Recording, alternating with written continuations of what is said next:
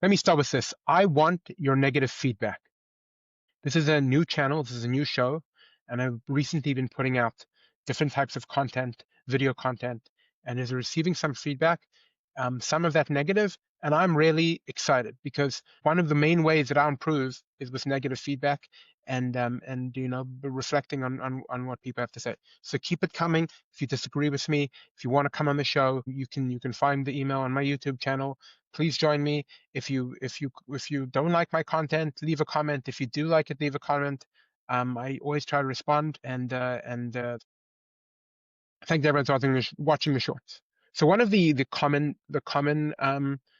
complaints that I've got recently is there's a common theme that people say that they are anti-AI generated content. They feel like it's stealing from artists. The argument goes something like this: AI is inspired by other artists' style, so really you're stealing from the artist if you use AI. Now, I am somewhat sympathetic to the philosophical point that's being made over there, because sure, I can now generate any anime image, but why? Why? Because AI has been trained on all these types of images. I can create a Picasso type image. Why? Because AI has been trained on what that means. The truth is that there is no law that exists on the books right now that would prosecute or make someone whole in that way. If I had just copied an anime style picture or copied the style of an artist and done it myself, there's no way anybody could have gone after the style of the art. You rely on the fact that skill was something that wasn't easily repeatable. Now technology has changed. And that brings me to my last thought on it. We can argue about the philosophical point over here, but the fact is that that ship has sailed. There's a concept in the Talmud called mana tzvir taver. It means you smashed a smashed thing.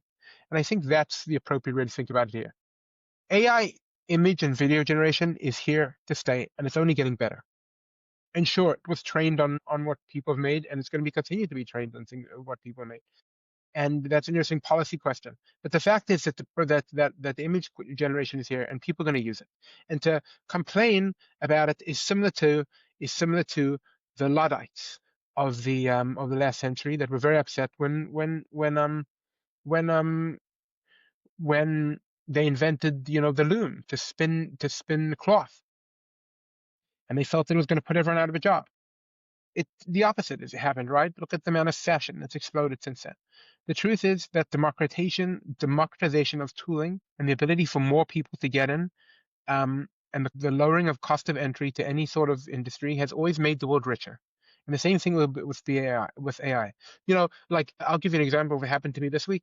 So I have a client. I do some private consulting for software engineering.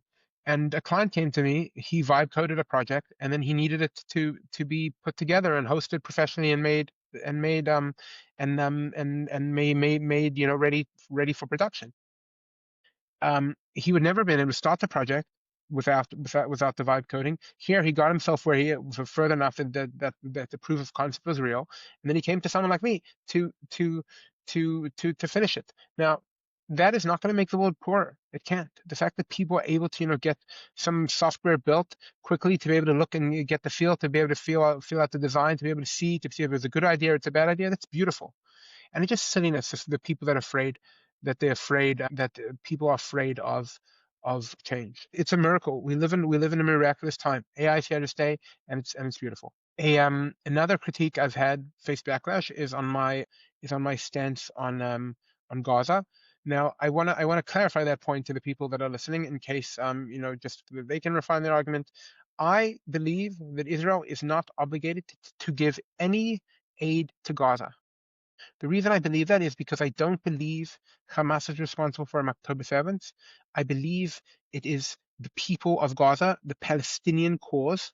And I also believe that October 7th itself didn't need to be the justification for the war in Gaza. Israel is entitled to conduct total war in order to achieve the peace for its population. Israel is not fighting for peace with the Palestinians. It would like to have peace with the Palestinians, but Israel's primary goal is to provide peace for its citizens. And the fact that for years and years Israel tolerated the rockets being fired from Gaza into its territory is something totally insane. And not because There was never, the territory that they're firing into is Israel proper, and that was never and that was never in dispute. Well, of course, the Palestinians claim that the whole thing is theirs. But the main reason is because Israelis deserve, wherever they live, deserve the protection of their government to live in peace. And so this war would have been justified without October 7th. And Israel is not responsible for the safety of Palestinian civilians. The Palestinians are. The Palestinians started this war, not Hamas. The Palestinians started this war. Palestinians hold hostages, and until they give them up, then surrender, the war ought to continue. Total war. Israel is not more responsible for the lives of the Palestinians than the Palestinians are.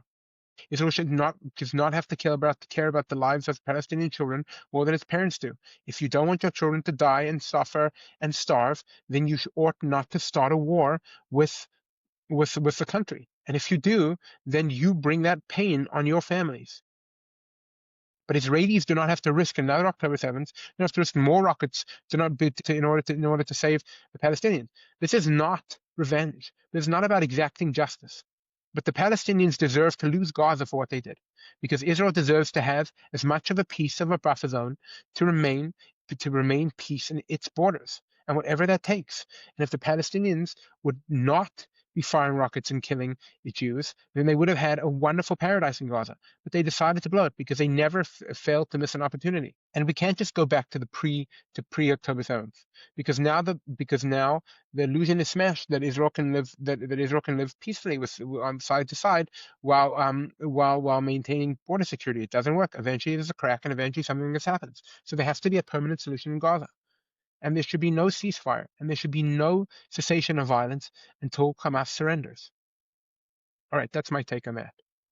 Now, a little great news today. John Bolton was raided. I have nothing but disdain for John Bolton. I can't stand the guy. I think he has championed some of the worst foreign policy decisions of the last 20 years. I think he's responsible for the war in Iraq. He's never seen a war he didn't like. He was proud about engineering coups. I remember he was interviewed during January 6th, and he was like, well, that's not a coup, and I know a thing or two about coups. He's a terrible person, and it's likely that he leaked a lot of information under the last Trump administration. And it's hilarious, quite frankly, to watch Democrats swoon and to come to the defense of John Bolton. John Bolton is a Bush guy. John Bolton is the worst. The last redeeming moment for the Democrats were their anti-war protests during the Bush years. And those were Cheney and Bolton. These guys are are as evil as they come. Please, Democrats, do not. I know you've reached like terrible lows, but this to a guy like Bolton, please, it's the worst. He's the worst, and I hope if he broke the law, he suffers the consequences. All right, that'll do it for today, guys.